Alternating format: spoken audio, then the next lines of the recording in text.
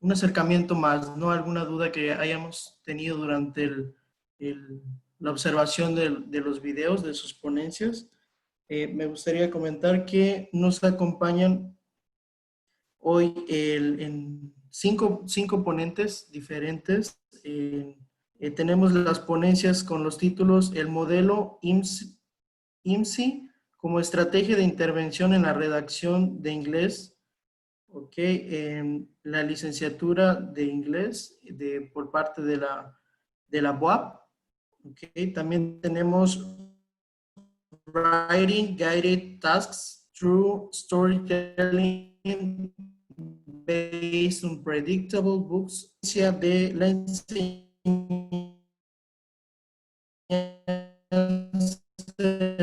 en inglés. Primero la oralidad, luego la escritura, una experiencia en contextos y finalmente, también muy importante, Hello Talk, App to Promote Lexicon.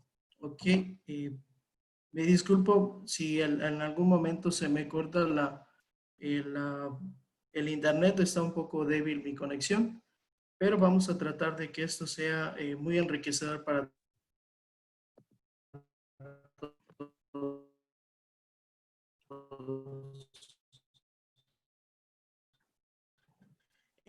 También me acompaña por parte del staff la doctora Mida y lo más enriquecedor posible. Ok. Bien, este espacio, les comento, es para felicitarles también nuevamente por este trabajo grandísimo que han realizado durante este año. Sabemos que por toda la situación ha sido algo atípico, ¿no? El poder avanzar en algunos aspectos, pero sin duda la educación es algo que merece tiempo completo, ¿no? Realizar un esfuerzo ya sea desde casa, desde algún lugar seguro y poder avanzar con el progreso en la educación, ¿no? ¿Les parece que para cuestiones de esta logística vamos a dar espacios de 10 minutos por cada ponencia? Comenzando con la primera que yo nombré, que fue la del modelo IMSTRI. Posteriormente, después de los 10 minutos, vamos a ir avanzando con la siguiente ponencia. Yo les voy a ir indicando los tiempos para que si al final sobra alguna duda, podamos regresar a alguna ponencia que haya quedado algún tiempo pendiente o alguna duda. ¿Sí? Quiero nombrar también, disculpen, a los ponentes, en este caso de la ponencia del modelo IMSI. Nos acompañan los profesores Benjamín Gutiérrez, la profesora Carolina Pacheco Sosa, el profesor Mario Alberto, el profesor Roberto Ochoa. Los profesores vienen de la Facultad de Lenguas de la UAP. Para la ponencia de Writing Guided Tasks Through Storytelling Based on Predictable Books in Young Learners, nos acompaña la profesora Claudia Lucía Castellanos. Ella proviene de la Universidad Veracruzana. Para la ponencia de la enseñanza del inglés, primero la oralidad, luego la escritura, una experiencia en construcción, nos acompaña el profesor Hermilio Gómez, la profesora Marlene Margarita Chuk. Asimismo, para la ponencia de redacción de textos científicos en lengua extranjera, la profesora Estela Maldonado, que proviene de la Universidad Autónoma Metropolitana de Iztapalapa. Finalmente, para la ponencia de Hello Talk App to Promote Lexicon, nos acompaña la profesora Norma Flores de la Facultad de Lenguas de la UAP. Muy bien, entonces, si les parece, comenzamos con algunas preguntas que hayan surgido, algunos comentarios también posibles para la ponencia de modelo IMSTRI como estrategia de intervención en la redacción de inglés.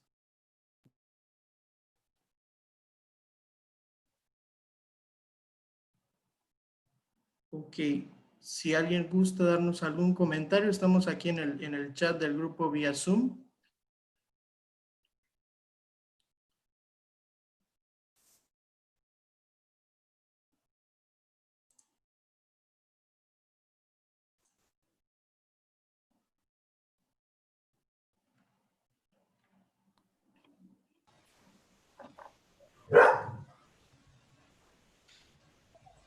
Y pueden, sí, ok.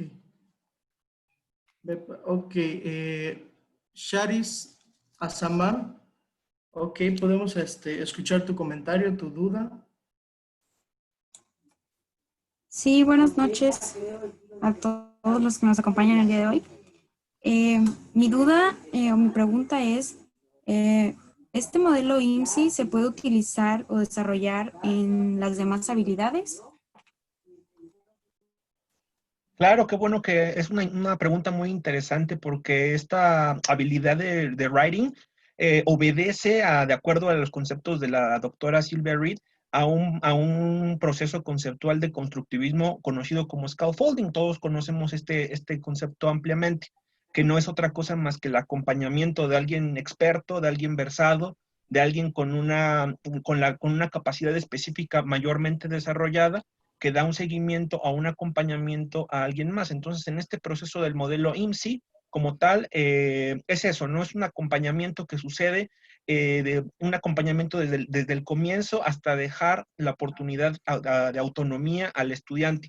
Entonces, tu pregunta es bastante pertinente porque justo se apega a conceptos y a puntos socioconstructivistas que pueden ser extrapolados al resto de habilidades. Entonces, se puede esto subvertir a un proceso, por ejemplo, de desarrollo de la habilidad de speaking, justo empleando estos principios, que son estas etapas, estadios, en los cuales comenzamos con un apoyo, digámoslo así, importante del docente, del facilitador, del constructor de escenarios de aprendizaje, y posteriormente se va delegando mayor responsabilidad cognitiva y de habilidad al estudiante. Entonces, justo esa precisión que haces es bastante importante. Sí, sí se puede llevar a cabo en el resto de las habilidades, siguiendo esta pirámide que propone la doctora Silvia Reed.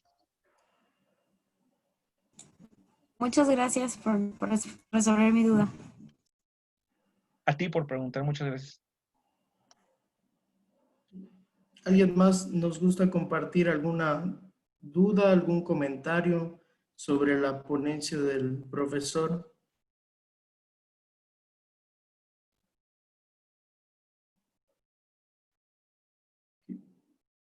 Bueno, me gustaría dar un comentario al respecto, profesor. Buenas noches. Felicitarlo nuevamente por su trabajo, muy enriquecedor, la verdad. Yo, por ejemplo, soy profesor de la Universidad de Quintana Roo. Enseño por el momento inglés 1 para los chicos de nuevo ingreso. Y mi duda surge a partir de esto del ¿por qué tomar el ensayo y no algún otro texto menos complejo para ellos?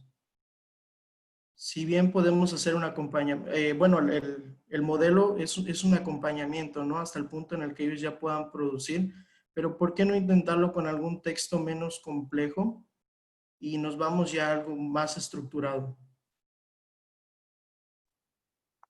Claro, justo esta propuesta se aboca a ensayos de corte académico y de esa naturaleza, pero puede ser ajustado o puede ser llevado a cabo a la práctica con diferentes tipos de textos de corte significativo, poesía, reportes de lectura. Aquí el propósito o el objetivo de este modelo es básicamente en un primer estadio, en un primer momento, mostrar al estudiante qué es lo que se espera de él, qué es lo que se espera en su desarrollo, y posteriormente delegarle a él esa responsabilidad, y puede ser empleado, como bien lo comenta maestro, para otro tipo de textos que no necesariamente se acotan a la parte de un ensayo académico. Puede ser llevado a cabo a nivel de prosas, narrativas, cualquier tipo de manifestación de writing. Entonces, justo ese es el alcance que tiene esta propuesta, porque no solamente se limita o se circunscribe a la parte de ensayos académicos, puede ser empleado en otro tipo de manifestaciones de texto. Muchísimas gracias por aclarar la duda. A usted, maestro, muchas También gracias. queremos ver si alguien más tiene una participación de los que nos están asistiendo. Ok.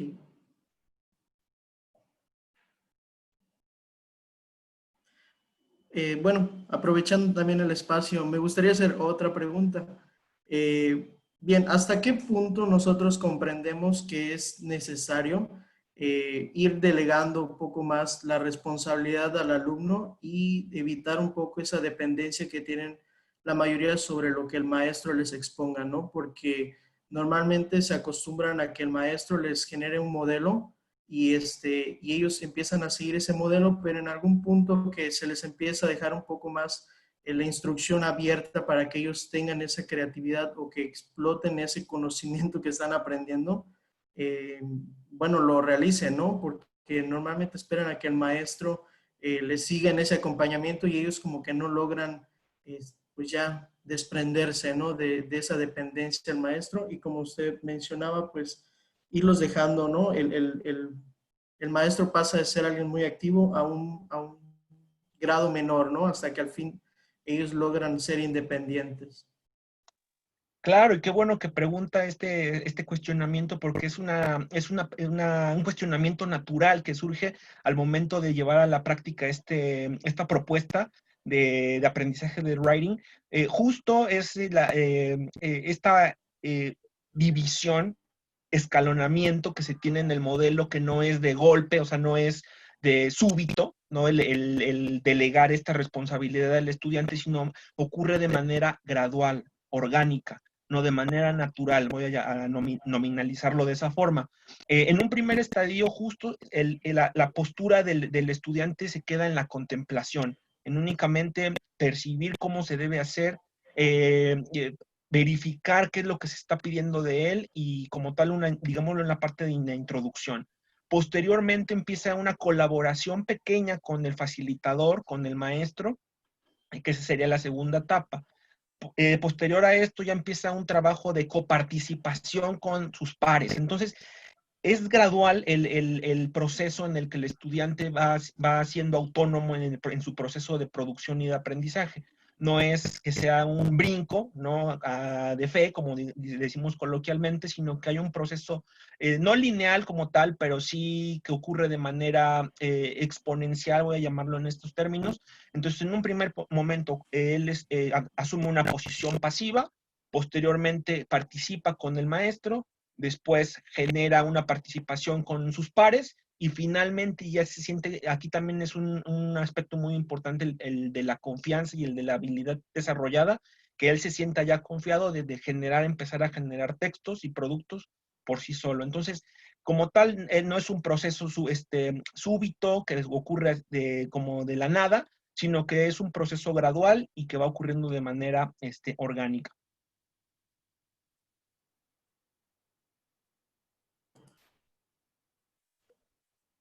Muchísimas gracias Sí, por sus aportes, profesor. gracias. Quisiera saber si hay algún comentario.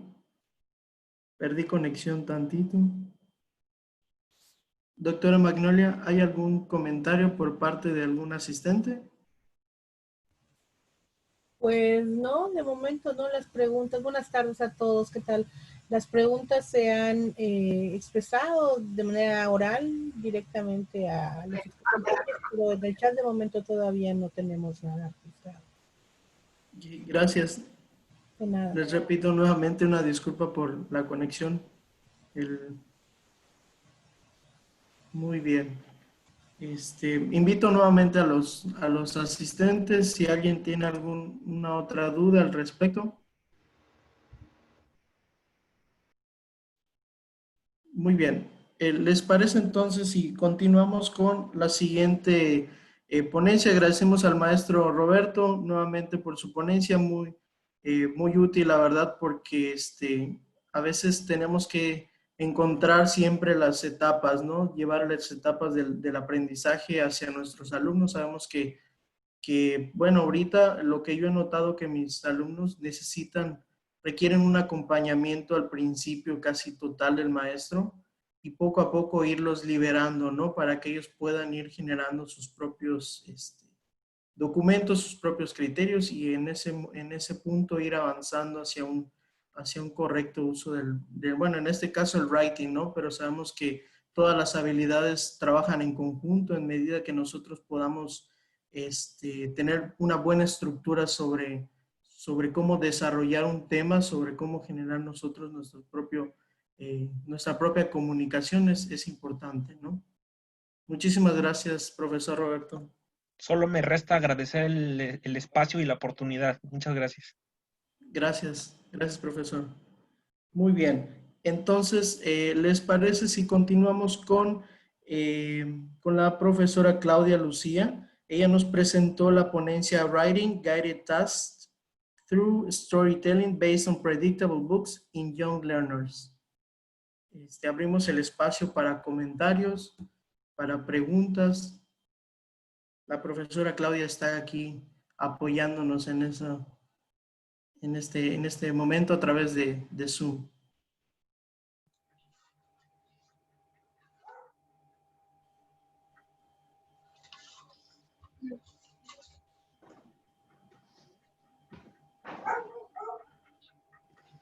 Ok, Karina, buenas tardes. Hola, Gracias, buenas Karina. tardes.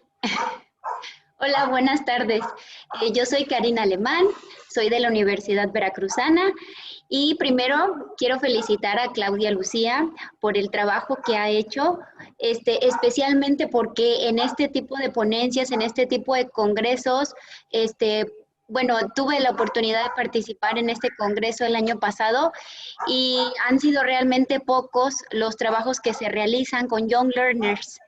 Y también como exponente de Young Learners, porque a mí también me tocó ser ponente en otro momento, reconozco su trabajo y es un trabajo de verdad es bastante enriquecedor, muy, muy padre. Entonces la felicito muchísimo. Y también tengo una pregunta para ella. Ella estuvo desarrollando su intervención, hizo su intervención didáctica con niños de tercer grado en una escuela particular que llevaban aproximadamente 15 horas de inglés los niños a la semana. Mi pregunta es, ¿cómo podríamos trabajar esta estrategia didáctica en una escuela?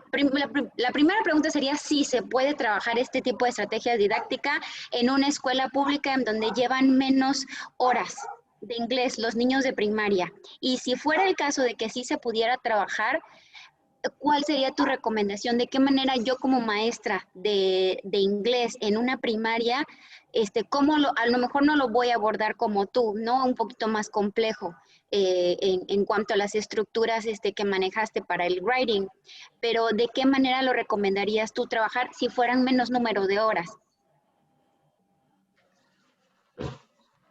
Ok, muy bien. Gracias, Karina, por tu pregunta. Te agradezco mucho. Bueno, pues sí, yo considero que sí se puede adaptar. De hecho, la sugerencia es para 5 horas a la semana, pero yo considero muy bien porque como mis alumnos también traían un nivel muy básico, la verdad. De hecho, este colegio bilingüe es de recién creación, entonces prácticamente lleva 2 años en el bilingüismo, entonces los chicos realmente entran muchos chicos que no han tenido contacto con el inglés, entonces yo creo que es muy pertinente tu pregunta y sí se puede adaptar a una escuela de gobierno, se podría utilizar 3 horas por semana, yo considero que sería lo mínimo.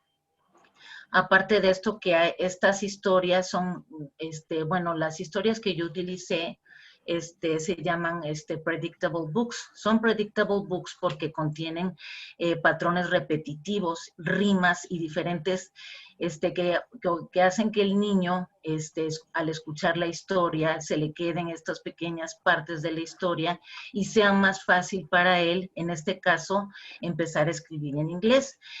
Yo lo hice basado en la escritura porque en este colegio, para ellos es muy importante desarrollar la escritura y la lectura en inglés, pero también se puede utilizar para desarrollar otras habilidades.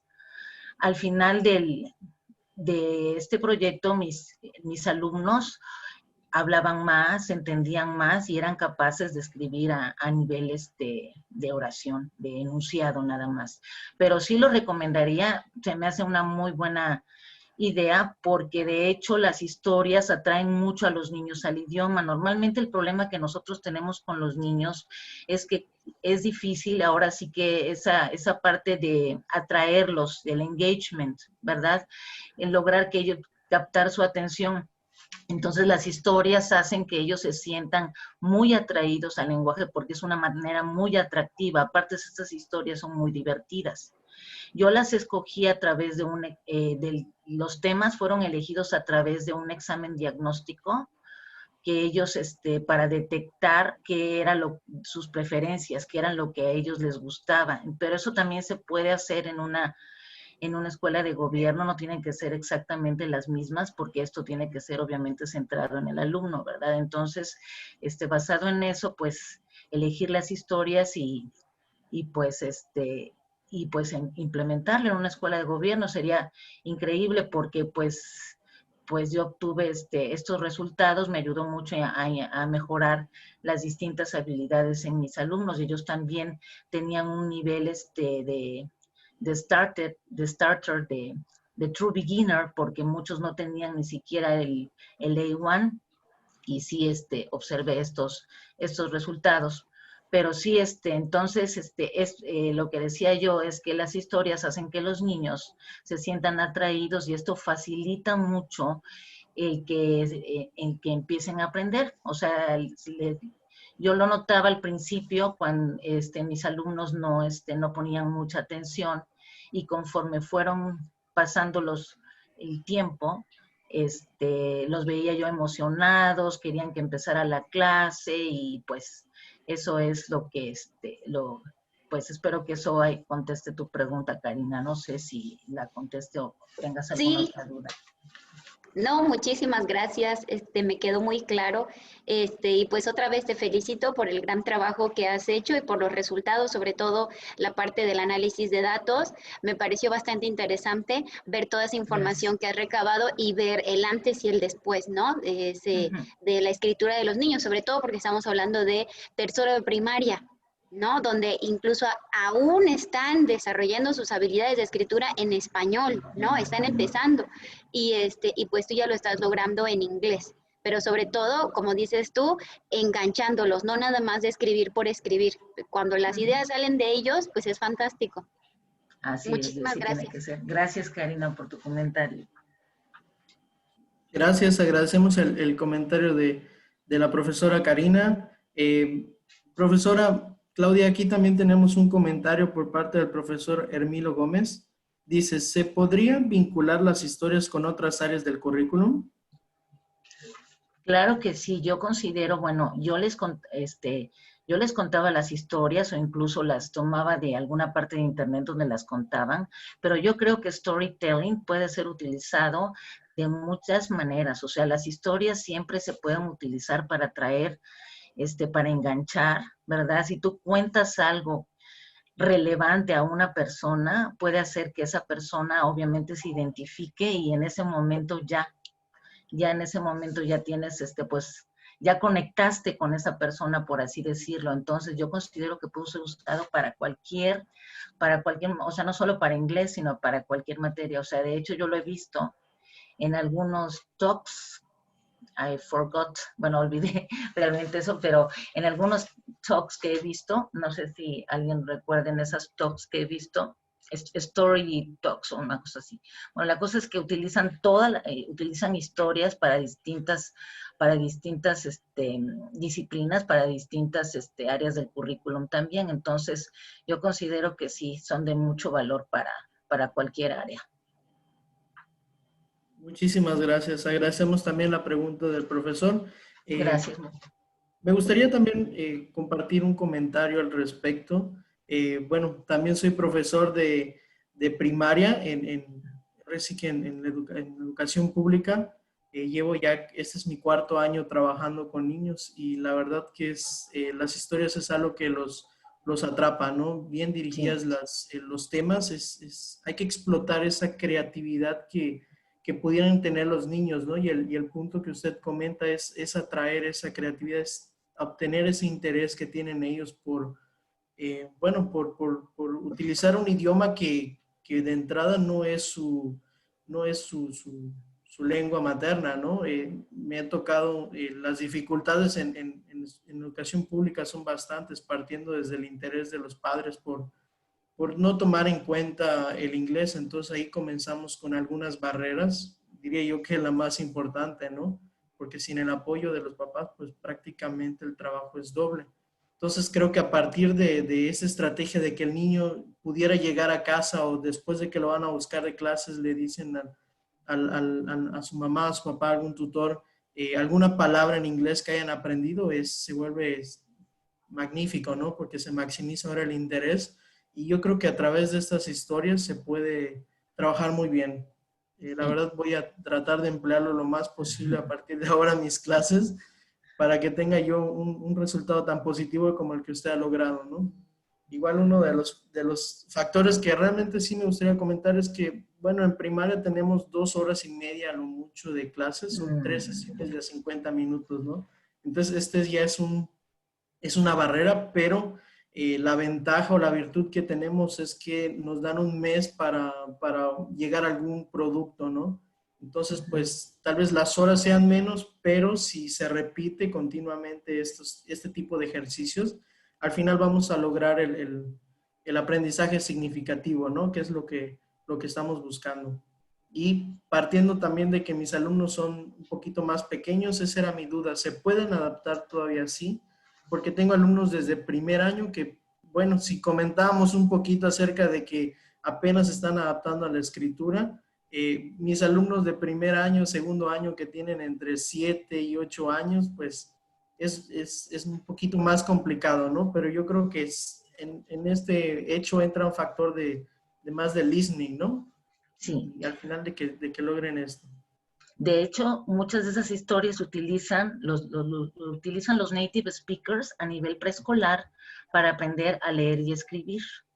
Ese es el propósito de estas historias. Ahora sí que yo las implementé a nivel primaria, pues porque estamos en un entorno de inglés como lengua extranjera, pero se utilizan en Estados Unidos como para que aprendan a leer y escribir. Entonces son ideales, de hecho, perfectas para primero de primaria, porque tienen ese factor de repetición que hace que los niños adquieran la lengua sin darse cuenta, como la lengua materna. O sea, y cuando ellos empiezan a dar cuenta que pueden repetir una parte de la historia, que la recuerdan, que pueden decir algo en inglés, es una emoción, de veras, es una emoción para ellos y eso los motiva más a seguir y ya luego escriben y, o sea, es un todo lo que involucra esto, es es lo que pues se conoce como adquisición, porque es pues lo van a, diría el profesor Roberto, de manera natural, diría él, ¿no? Lo que es la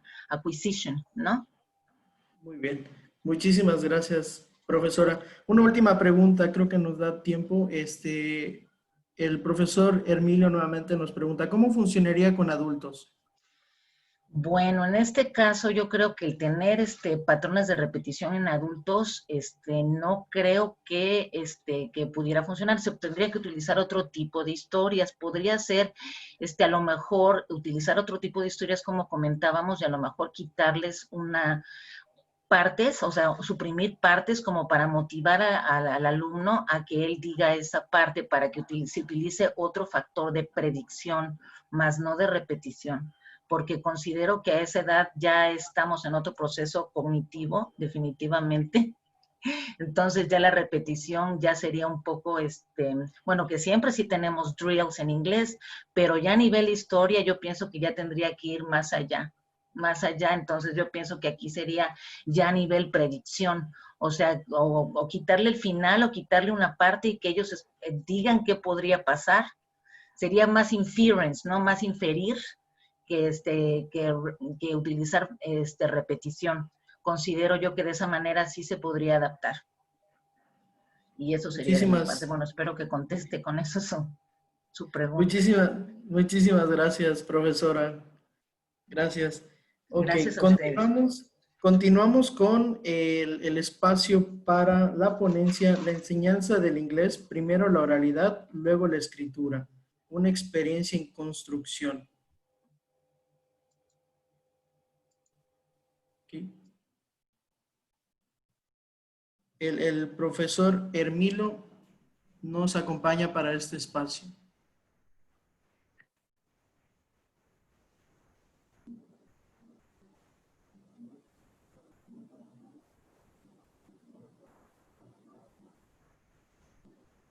Muy bien, me gustaría adelantarme si no hay ningún inconveniente también. La verdad me han parecido espectaculares todas las ponencias, muy enriquecedoras.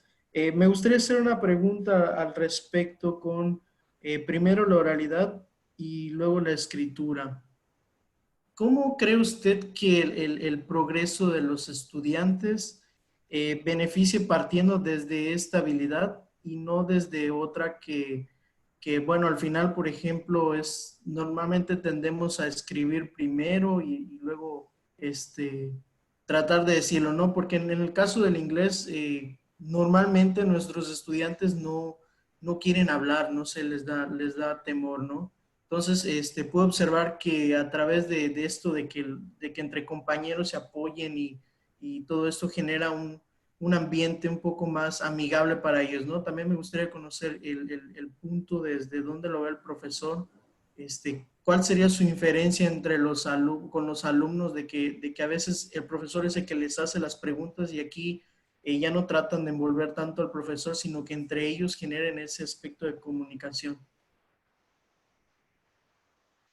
Mira, justo eso fue lo que me movió un poco a trabajar un poco más con la oralidad en un principio, porque, como dices, los estudiantes le tenemos a veces miedo a hablar cuando estamos en el nivel básico. Entonces empecé a dar la clase en nivel básico. El primer día de clase les dije a los estudiantes, bueno, esta clase es para hablar y no para leer tanto, ¿no? Y entonces empecé a trabajar con la parte de presentaciones, que era, digamos, que son conocimientos que ya traen de cierta forma porque ya lo vieron en algún momento rápido en la secundaria y en el bachillerato. Pero si les ponemos a escribir, entonces tendemos a escribir y partimos más tiempo en la escritura, pasamos más tiempo en el repaso de la escritura. Entonces, si les empezamos a poner a hablar a través de diálogos, de 2 intervenciones de A-B, y después con esos pequeños diálogos ir construyendo diálogos un poco más complejos, pues eso les va a llevar a desarrollar la fluidez, que es algo que cuando empezamos a trabajar con la escritura de la gramática, luego la fluidez es algo que queda como un poco detenido. Entonces, realmente no hice un experimento tan sistematizado, por eso quedó como una propuesta que todavía está en construcción, porque esa parte fue una de las cosas que me funcionó. Es decir, como no había nada escrito, pues entonces no había más que confiar en la repetición y en la práctica. Pero la otra es que también tenemos conocimientos del mundo, entonces hay muchos conceptos que no necesitas enseñarle la palabra escrita porque ya reconocen el símbolo, por ejemplo los números. Con los números le enseñan el símbolo y entonces saben qué es lo que significa. Le enseñas colores y saben lo que significa. Le enseñas imágenes y saben lo que significa. Entonces, lo que en ese sentido ya tienen una parte que es el significado, solo les falta la otra parte que es el significante. Y entonces el significante les va a llegar en la lengua extranjera, ¿no? Pero sí, la propuesta, bueno, estaba apoyada por videos, ¿no? Entonces, además del trabajo que hacíamos en el salón, iban recomendados videos para que les pudiera ayudar a recordar las palabras. En los videos, pues es material que está hecho en línea, y bueno, no hay forma de quitarle la escritura, ¿no? Porque son videos de otras personas. Pero sí está la pronunciación, entonces, aunque no lo escribieran, bueno, lo estaban pronunciando. Cuando se habló de escritura, cuando ellos tomaron notas, tomaban notas de cómo les sonaba la frase, ¿no? Entonces tampoco se les enseñó el alfabeto fonético, sino sus notas era de que escribían con las letras del español, bueno, cómo les sonaba, y para tener una idea de recordar cómo es que se pronunciaba, ¿no? Pero esto estaba acompañado de los videos. Ahora, lo que hice es que también hice un reajuste a los contenidos del programa. Entonces, no fue haciéndolo como un poco más significativo para ellos, de las cosas que querían hablar, o de las cosas con las que frecuentemente hablamos. Y entonces eso, el estar practicando de cosas que haces más en la cotidianidad, pues también ayuda a recordar, ¿no? Entonces por ahí fue el punto. Muchísimas gracias por aclararnos esta duda. Profesor, igual me gustaría preguntarle, ¿cuánto input necesitan los estudiantes para que ellos consideren que ya pueden reproducir o replicar el conocimiento a lo que solicita el maestro en este caso? ¿Cuántas horas llevaban más o menos de ver videos o de escucharlo usted en clase para que ellos ya se sintieran en confianza de poder replicar este conocimiento?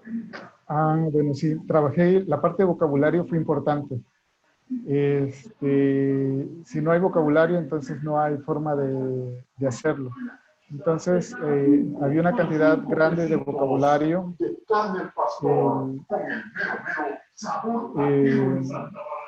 que era a través de videos. Entonces, había 3, 4 videos sobre el mismo tema, donde el vocabulario se estaba como apareciendo con mayor frecuencia.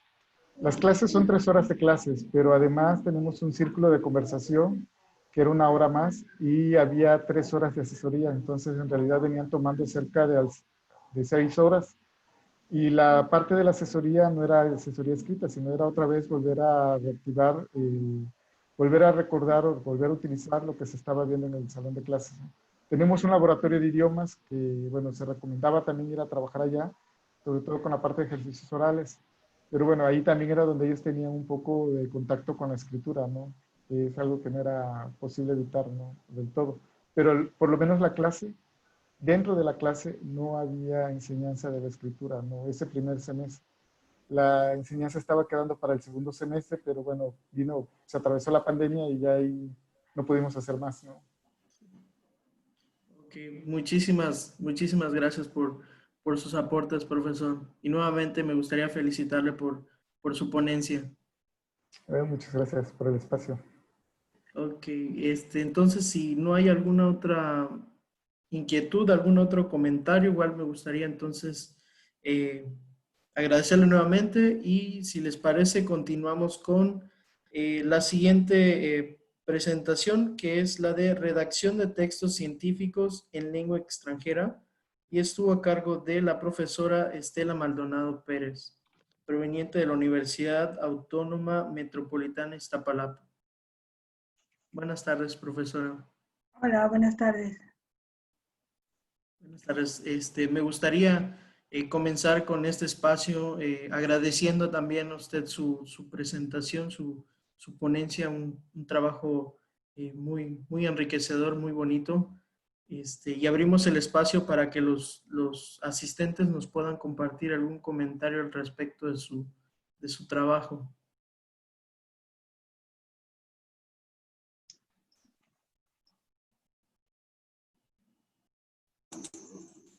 Buenas noches. Buenas noches. Charis, Sí, adelante. tengo una pregunta. Con base a su estudio, ¿qué consejo nos podría dar a nosotros como universitarios para desarrollar esta habilidad de escritura?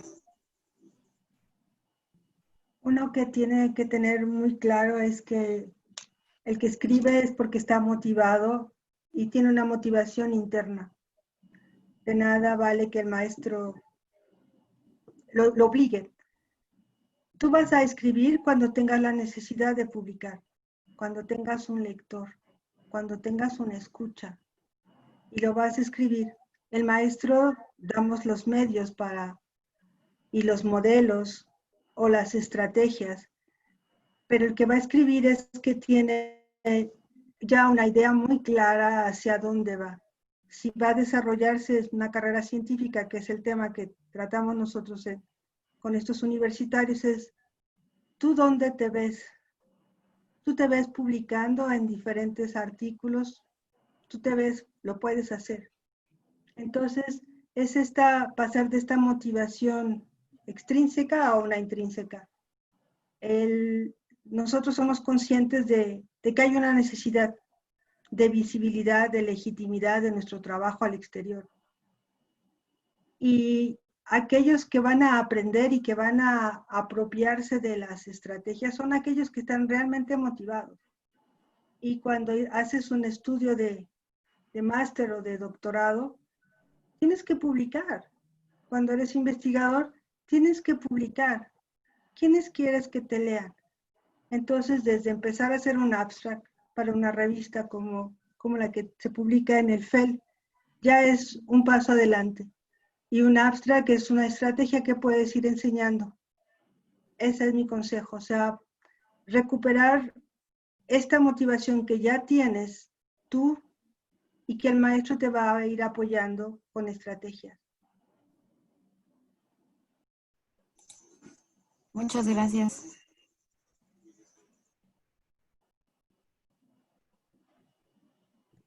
Agradecemos el comentario de Yash Sharis. Gracias igual nuevamente, profesora, por contestarnos. Quisiera también realizar una pregunta al respecto. Bueno, observé que el campus en el que usted trabajó o trabaja actualmente es un campus bastante amplio, ¿no? Que tiene bastantes licenciaturas, posgrados, inclusive, bueno, maestrías, doctorados. ¿Usted cree que esto influya sobre los demás campus que, bueno, de pronto es un poco más limitado esto del hecho de incentivarlos a investigar? No, no lo creo. O sea, sí la UAM Iztapalapa, su perfil es crear investigadores. Ese es el perfil, o sea, son los laboratorios, es el trabajo desde un historiador, es un investigador, un antropólogo con la perspectiva de un investigador. Y no importa el tamaño de la escuela, o sea, la matrícula no tiene nada que ver. Es que si ya están en la universidad, ya no son con carreras profesionalizantes ni técnicas. Un estudio universitario implica para mí es tener un concepto más amplio de la construcción del conocimiento. Entonces es un preámbulo para escribir, para darse a conocer. Y esto se da tanto en lengua materna, o sea, agarrar el lápiz de nuevo nos cuesta mucho trabajo.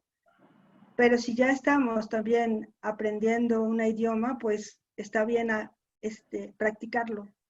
¿Qué es lo que ha motivado a los alumnos a nivel universitario, cuarto, quinto, sexto de la carrera, trimestre o semestre? Son los programas de movilidad científica, los intercambios que existen entre las diferentes universidades y los exámenes de certificación. Para que tú puedas hacer un programa de movilidad a otro lugar, es científica, pues tienes que tener un DELF o un DALF, o tienes que tener un nivel 550 de inglés. Entonces, allí hay que escribir. Entonces, son textos de tipo argumentativo, pequeños ensayos. No es un texto científico, pero sí hay una argumentación que se va desarrollando. Entonces, los programas de movilidad estudiantil están en toda la República Mexicana y a nivel internacional en el proyecto Erasmus. Y ahora muchas universidades latinoamericanas están insertándose en ese tipo de programas europeos. El Erasmus necesita que escribas. Muchísimas gracias por su comentario, Yo quisiera hacer profesora. una pregunta, Esteban Zárate. Sí, adelante, Esteban. Gracias. Profesora, buenas tardes. Mi pregunta va tal vez un poco más allá de lo que usted haya reportado como investigación. No obstante, como yo también, profesor universitario que imparto la asignatura de redacción de textos académicos, estoy interesado por cuestiones de un proyecto de investigación en poder enseñar a los alumnos a que realicen lo que llamamos el engagement, es decir, el compromiso en su argumentación académica. En este sentido, va más orientado a que puedan desarrollar una especie de literature review. Entonces, desde su experiencia, ¿qué estrategias o técnicas didácticas me sugiere usted que yo aplique de modo que mis alumnos puedan visualizar cómo se evidencia el engagement en los argumentos y a partir de eso que ellos también puedan desarrollar ese engagement? Sí. Mi formación es de literatura y el doctorado, el tema fue la construcción de la ciencia. Y el trabajo que hice el doctorado fue buscar a todos los científicos mexicanos, bueno, los del SNI, en 3 países. Y el tema era ese, la difusión de los hallazgos, el hacer un CV, el escribir un abstract, el buscar las revistas, el ver el impacto que tiene la construcción de la ciencia. ¿Cómo puedo yo crear un trabajo desde un nivel básico, a nivel preparatoria, por ejemplo, o a nivel universitario, no a nivel postdoc? Es con modelos claros. Dije que mi formación es de literatura porque en la literatura, en la Facultad de Filosofía y Letras, lo que hemos aprendido es nuestra materia, es decodificar un discurso, entender las diferentes partes que esto tiene, ver cuáles son los conectores que existen, ver cuáles son las estrategias de hacer una estructura. Y entonces desde un pequeño ensayo que a lo mejor 180 palabras para un nivel de certificación, al hacer una carta de motivos, una solicitud de beca o una presentación para un puesto de trabajo, hay modelos muy concretos que se pueden ir codificando, como la presentación. En una presentación debe de haber tales elementos, de acuerdo a la tradición narrativa del país a donde vas. Porque no es lo mismo escribir a quien corresponda o terminar best regards, como en francés, una terminación de 4 líneas para despedirse. Entonces, nosotros en el salón de clase, pues, podemos ir decodificando con ellos una reflexión colectiva, es cuáles son las partes que tiene este discurso, este pequeño texto. Un pequeño texto de una carta, pues tiene una presentación, tiene una introducción, tiene un establecimiento de datos que están en todas partes y una manera de terminar. Entonces, en esos 3 bloques yo puedo manejar desde un indicativo, unos tiempos indicativos, presentes solamente, ¿sí? Para exponer y presentarme en una carta de motivos. En un abstract, si ustedes se dan cuenta, es la voz pasiva. Entonces es entender en esta reflexión colectiva de cómo está construido este objeto que quiero yo llegar, para que yo pueda, primero en pares, primero en mi salón, y después ya poderlo replicar y decir, pues aquí, si mi materia es hacer abstract, si mi materia es, o mi objeto es escribir un artículo, un ensayo, pues un ensayo tiene 4 partes. Pues una carta tiene 3 partes y tengo estos elementos. Entonces no necesito tanto recurrir a un Google Traductor, sino entiendo cuál es la lógica de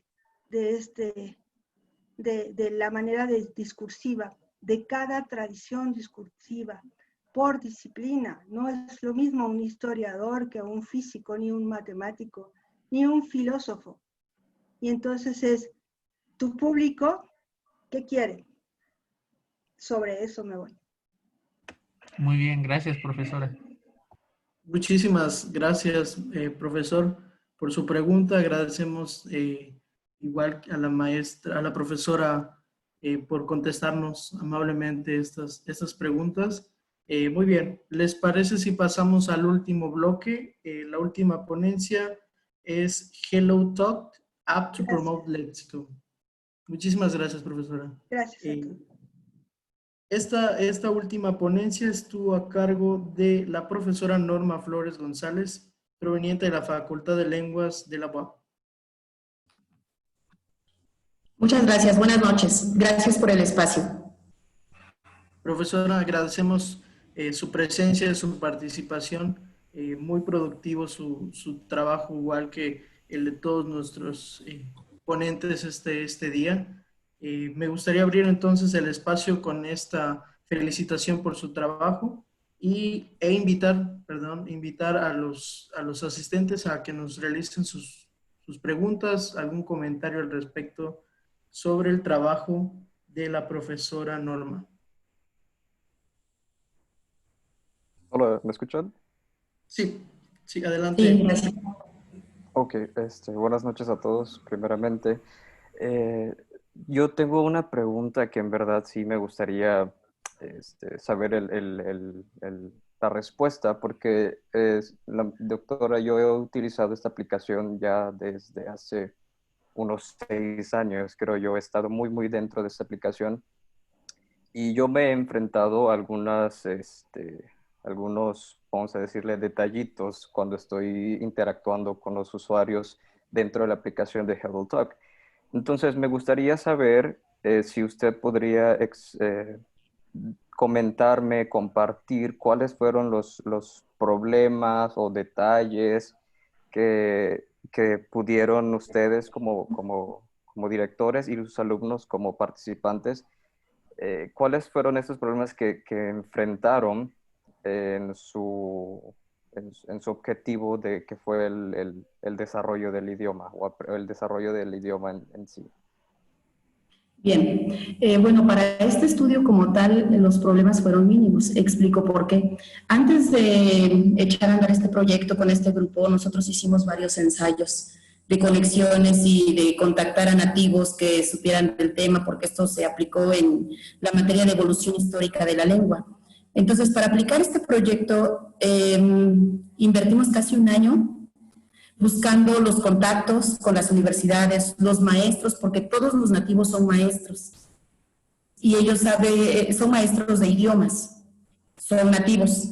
Y lo que nosotros hicimos de alguna manera fue manipular un poco esa conversación, porque de mi parte estos alumnos los asignamos con ciertos profesores y con esos profesores yo ya tenía el contacto, trabajamos sobre el temario que se tenía que exponer en las interacciones, qué se tenía que ver por semana, etcétera. Entonces, fue tener el contacto con nativos, sí, estar expuestos a pronunciación nativa, etcétera, pero respecto al contenido sí manipulamos un poco.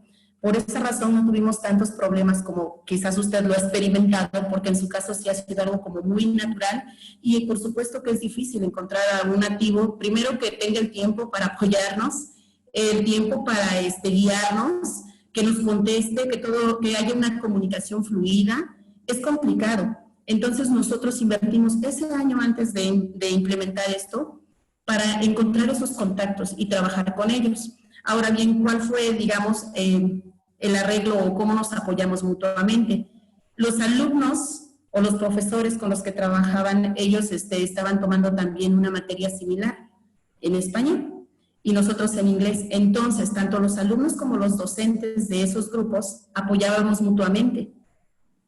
Y por esa razón creo que no tuvimos tantos problemas como los que me imagino que ha de experimentar o ha experimentado en estos 6 años como nos comenta. Entonces, bueno, aquí mi sugerencia es buscar esos contactos. Sí los hay, a veces es un poco complicado encontrarlos, pero si invertimos tiempo, sí los hay. Y hay maestros de otras universidades que nos pueden apoyar. Yo tengo ya una red de 30 docentes y lo hemos platicado, que sería bueno pues que esto vaya creciendo este proyecto. Y yo creo que si usted está interesado, pues podríamos abrirle ahí un espacio, si está interesado en trabajar con esta aplicación. Sería cuestión ya de platicar, ¿no? ¿Cuáles son sus objetivos? ¿Para qué quiere esta aplicación? Porque definitivamente la aplicación ahora la enfocamos en el aprendizaje de vocabulario, pero en realidad la aplicación nos da para las 4 habilidades, incluso para las subhabilidades. Entonces es muy bueno, es muy enriquecedor y sobre todo empezar a formar esos contactos que muchas veces nos llevan a otras cosas como publicación de trabajos y otro tipo de documentos. Espero haber contestado su pregunta. Sí, de hecho, yo esperaba como antes de este background, esperaba que fuesen también la manera como yo empecé con esa aplicación, que fue prácticamente autónoma, sin un guía, sin algún profesor que esté instruyendo ya con un programa fijo la interacción con esta aplicación. Sin embargo, sí también me sorprende que también yo demoré más o menos un año en tener un contacto, digámoslo así, fijo con hablantes nativos en otros idiomas, en el cual yo en esa aplicación yo primero comencé en portugués y sí es difícil y intenté después con otros idiomas, los cuales quise practicar al momento y lo mismo, demoraba meses para poder obtener mínimo una persona que en verdad te diga, bueno, vamos a hacer un tándem, yo te contribuyo este idioma y tú me retribuyes con tu nativo. Entonces sí es algo que me interesa y de hecho esta aplicación hasta la fecha la sigo usando después de 6 años y de hecho ya voy para 7 casi.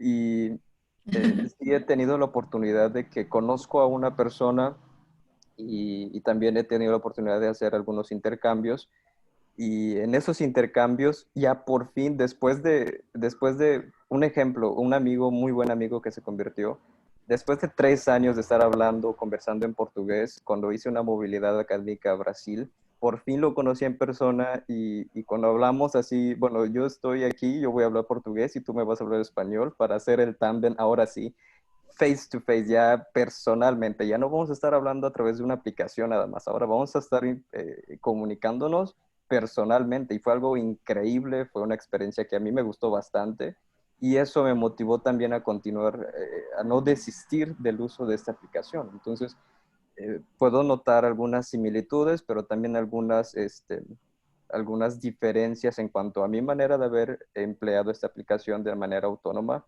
y la de ustedes que fue a través de una investigación con algo estructurado, con algo guiado por expertos.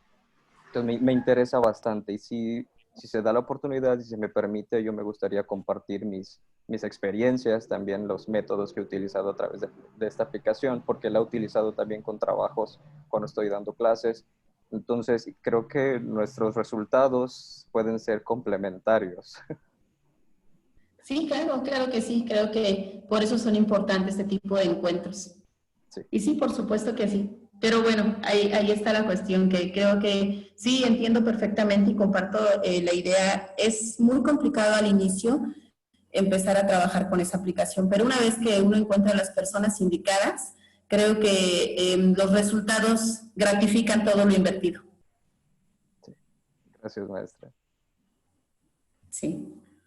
Muchísimas gracias. Agradecemos el comentario de Yaret y también de la profesora por aportarnos un poco más, ¿no? Y definitivamente es una aplicación que tiene sus beneficios y que ahorita en la actualidad sería muy beneficioso utilizarlo, ¿no? Porque pues estamos en un mundo globalizado en el que nos tenemos que apoyar, ¿no? Y a veces conseguir los recursos es un poco complicado y creo que esta aplicación nos puede ayudar bastante, ¿no? Nuevamente me gustaría felicitarle, profesora Norma, por su trabajo y por su aporte.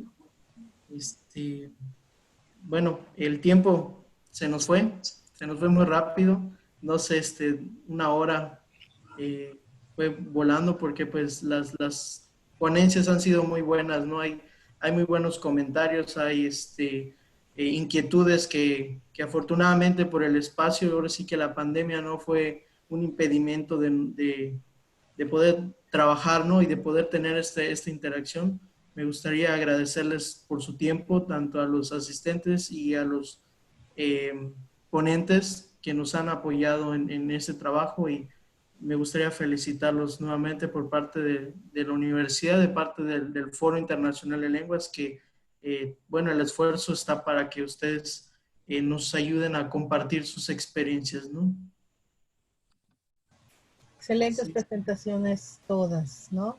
Yo nada más quería decir un pequeño comentario con respecto al último tema de la aplicación.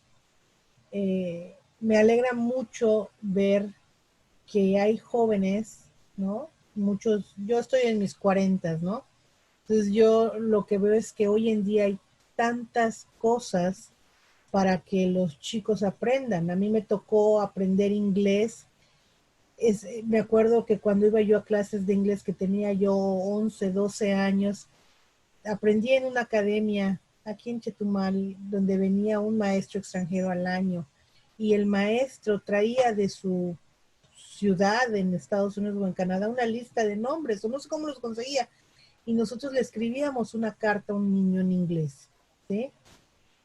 Y tardaban meses para tener una respuesta, ¿no? Y ya después nos enganchábamos, y en unas vacaciones iba yo en 6º año o en 5º año de primaria, estaba yo más chica, me acuerdo que fuimos a Cozumel, y ahí en la piscina del hotel conocí a una niña de Estados Unidos, no me olvido de su nombre, Charlotte Sutton, de Houston, Texas, y escribía yo mis cartas, y eso fue una gran motivación, porque al principio yo le decía a mis hermanos, ayúdame a escribirla, porque ellos sabían un poquito más, son más grandes, pero y la maestra también antes hablaba de la motivación, o sea, yo era una niña de 10 años, ¿cuántos años tienes en 5º año de primaria?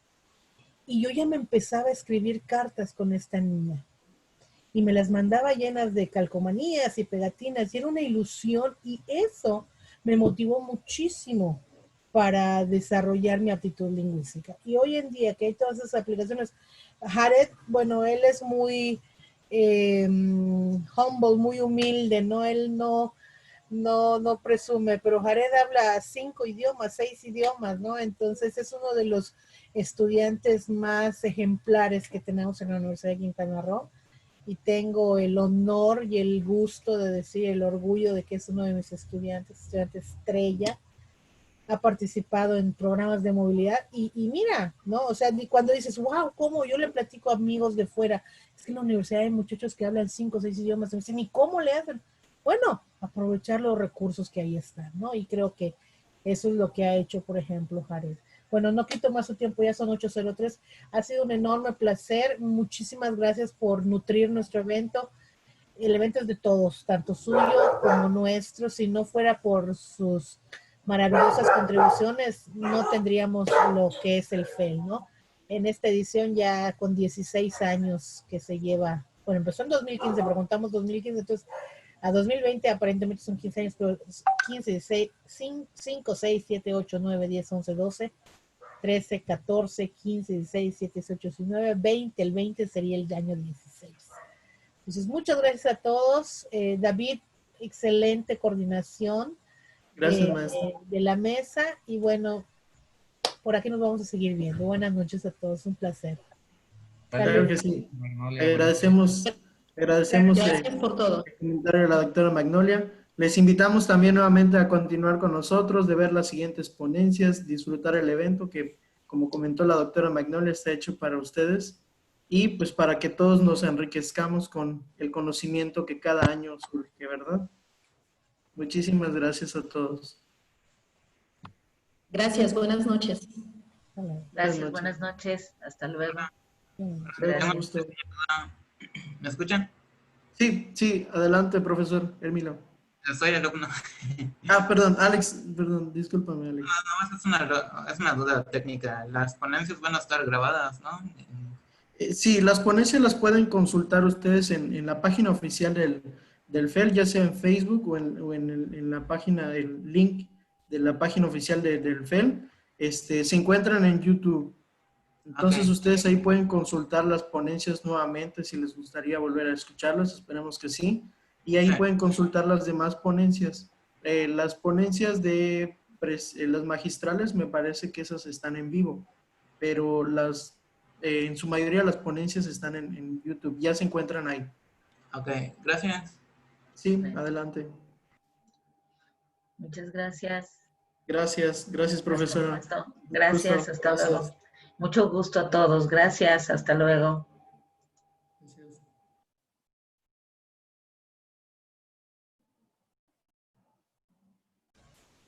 Muchas gracias, David. Gracias, maestra. Gracias. Sí, tú finalizas. Somos las Crusaders, las que vivían por poder. Una niña de 4 años acá. No, está Oye, bien. Eso voy a preguntar. ¿Ah? Eso voy a preguntar cómo cerramos, porque se estuvo grabando. Usted, igual, Charis, que nos apoyó, está grabando la sesión. Y yo también estoy grabando la sesión, pero no sé cómo lo pausar estos chicos. Bueno, creo que como tú eres el moderador principal, tú la cierras. Creo que lo voy a dar. Voy a cerrar por el micrófono. Ok. Ahí está.